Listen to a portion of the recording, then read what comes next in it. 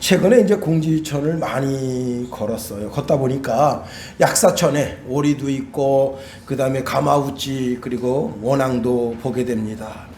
날씨가 추우니까 이제 물고기가 다 깊은 데로 들어가 버렸잖아요. 그러니 이 철새들이 또 들새들이 먹을 식량이 없는 거예요. 2월 4일부터 한 아저씨가 티밥을 사다가 열심히 이 새들에게 지금 나눠주고 있습니다. 그랬더니 새들이 환장하고 그 먹이를 먹게 됩니다. 그 아저씨 주위로다가 많은 새들이 몰려드니까 내천을 감시하는 카메라가 그 아저씨를 주목합니다. 왜? 그렇게 먹이를 자꾸 주면 사람하고 친화되게 되고 사람 가까이 가게 되면 어떻게 되겠어요? 사람이 견물생심이라 딱 잡아버리면 어떡하겠어요? 오리도 살도 통통하게 쪘는데 오늘은 오리탕이다. 그걸 집에 잡아가면 안 되잖아요. 그래서 렌즈가 열심히 그분을 찍고 있는데 그분은 그걸 몰라요. 그리고 열심히 자기가 흐뭇하게 먹이를 주고 있습니다.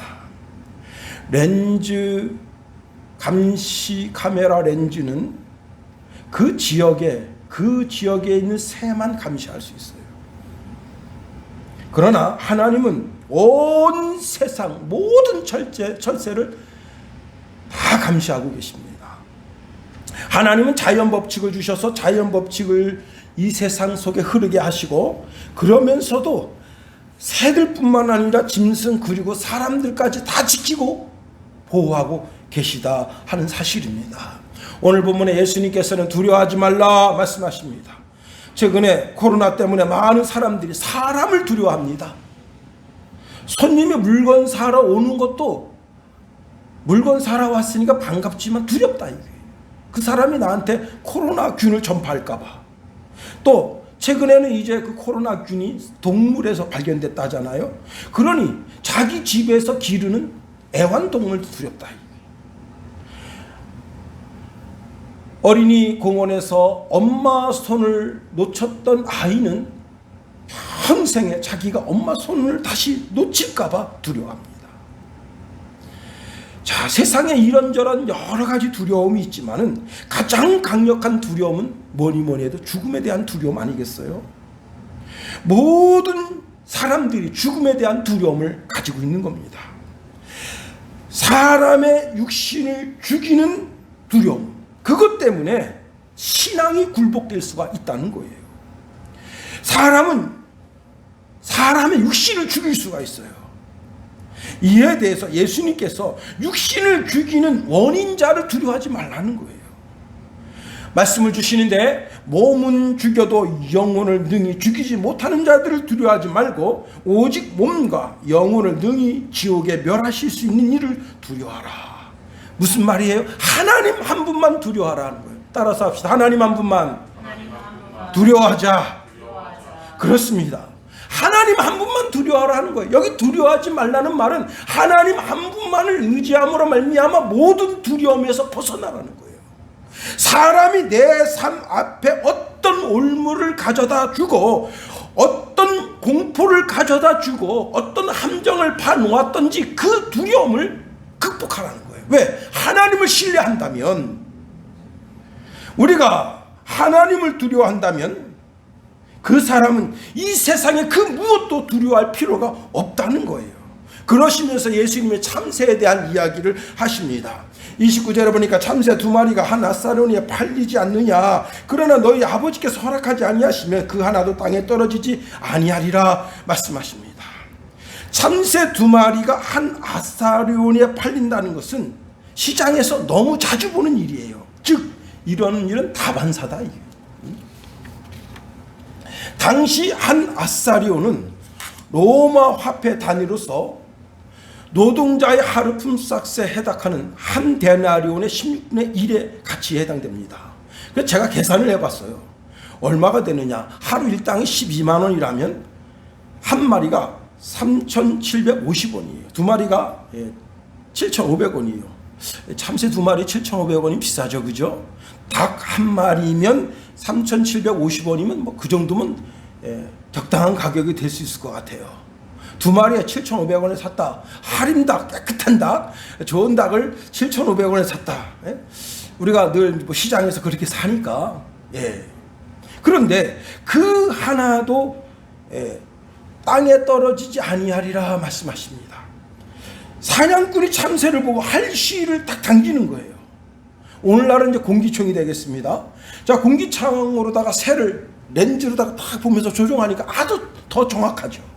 다시 말하면 그 새가 살고 죽는 것은 사냥꾼의 총 실력이나 활 시를 당기는 그 사냥꾼의 실력에 달려 있는 것이 아니라 하나님 주관하에 있다는 거예요.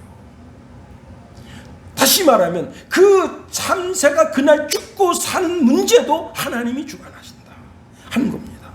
30절 말씀해 보니까 너희에게는 머리털까지 다 세신 바 되었다 했습니다.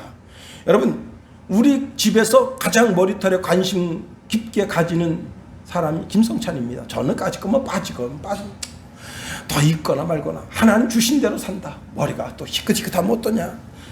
저번에 노예를 갔더니 어떤 선배 목사님이 시커멓게 하고 왔어요. 저보다 더 젊어 보입니다.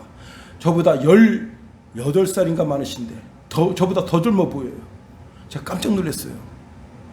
와. 그 어떤 목사님이 저한테 물어요. 아, 목사님도 좀 염색하시죠? 아니에요. 저는 그냥 빨리 머리가 하얘져가지고 경로석 좀 만져보려고요. 그거 제가 말았습니다.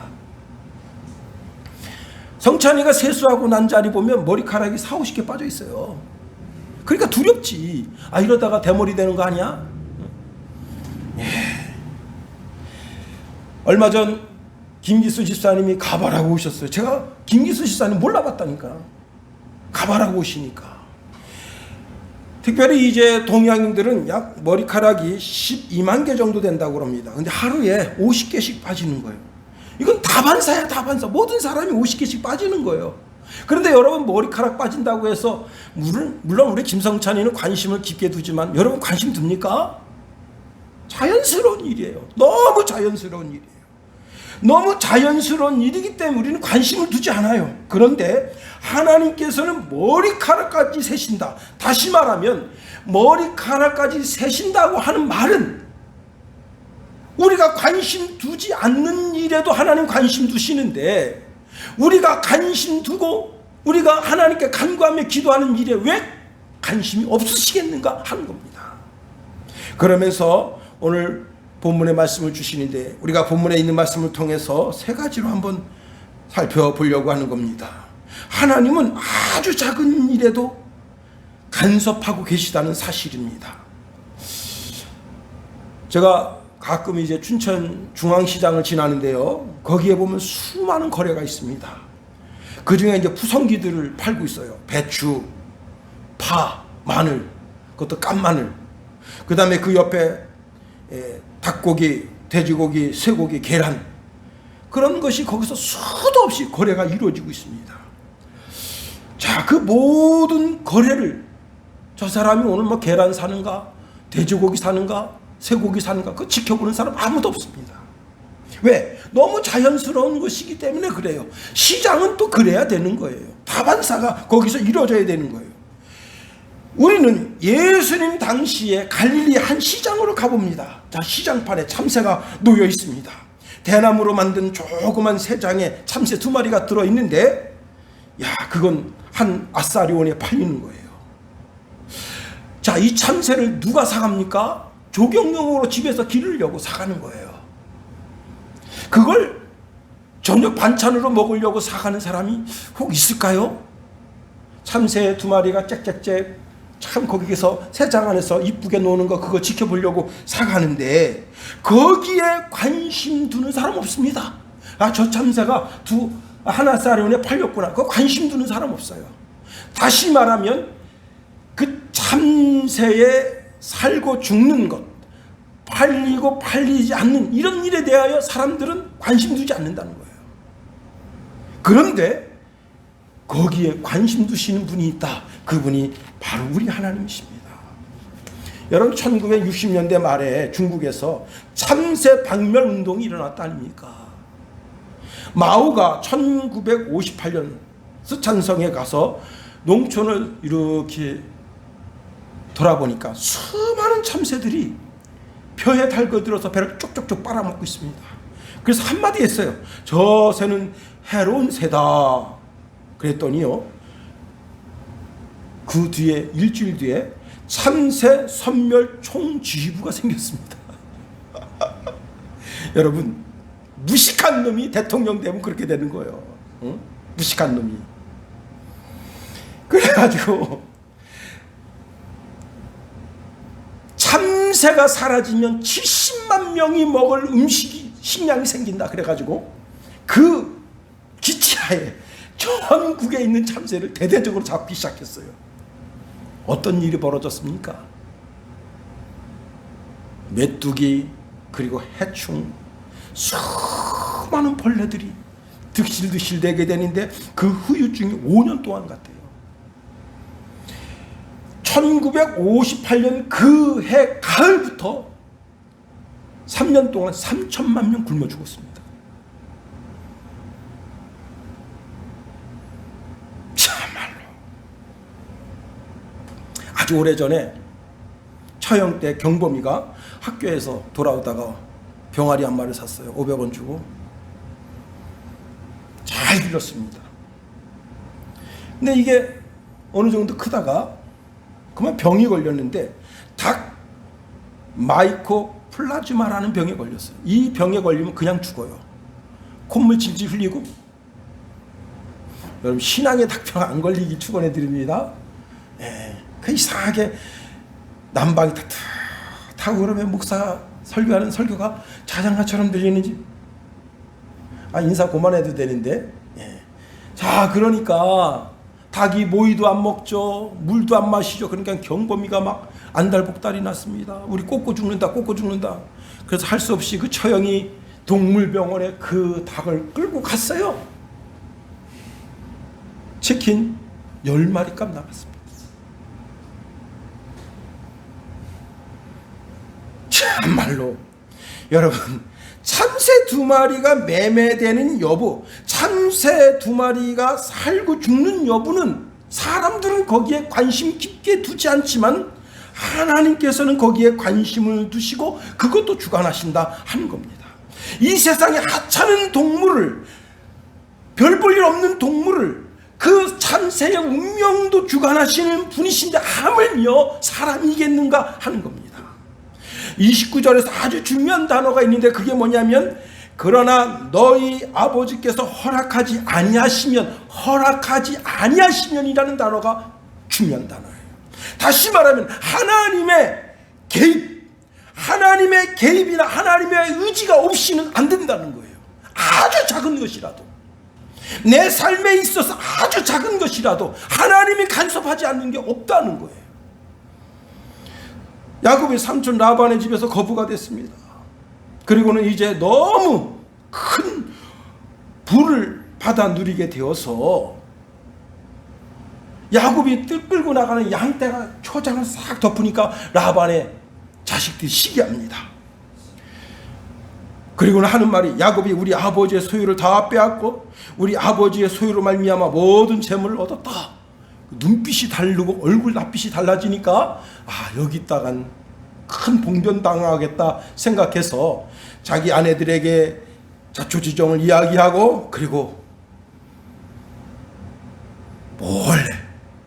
라반 식구들 몰래 3일길 갔습니다. 그랬더니 그 소식이 라반에게 알려졌어요. 라반이 화가 났습니다. 그래서 자기 형제들, 그리고 자기 아들들, 그리고 동네 이제 주민들을 모아서 야곱을 추격합니다. 그리고는 라반이 무슨 마음 먹었냐, 야곱을 죽이고 자기 딸들 그리고 그 손자들 데리고 올려가는 그런 악한 마음을 먹었습니다. 자, 라반의 계획대로라면 야곱은 죽어야 되는 거예요. 이 세상에 악한 마음 먹는 사람들의 계획대로라면 선한 사람이 다 죽어야 되는 거예요. 그런데 그날 밤에 하나님이 나타나십니다. 야곱의 꿈에 말씀하십니다. 너는 야곱에게, 라반의 꿈에 나타나서 말씀하십니다. 너는 선악간에 야곱에게 말하지 말라는 거예요. 너 야곱 머리털 하나만 건드려도 너 너 가문이고 너 자식이고 다 요절되겠다는 거예요. 그걸 손 못 대는 거예요. 야곱의 하나님이 내 하나님 아니십니까? 내가 그 하나님을 향하여 아빠 아버지라 부르짖지 않나요?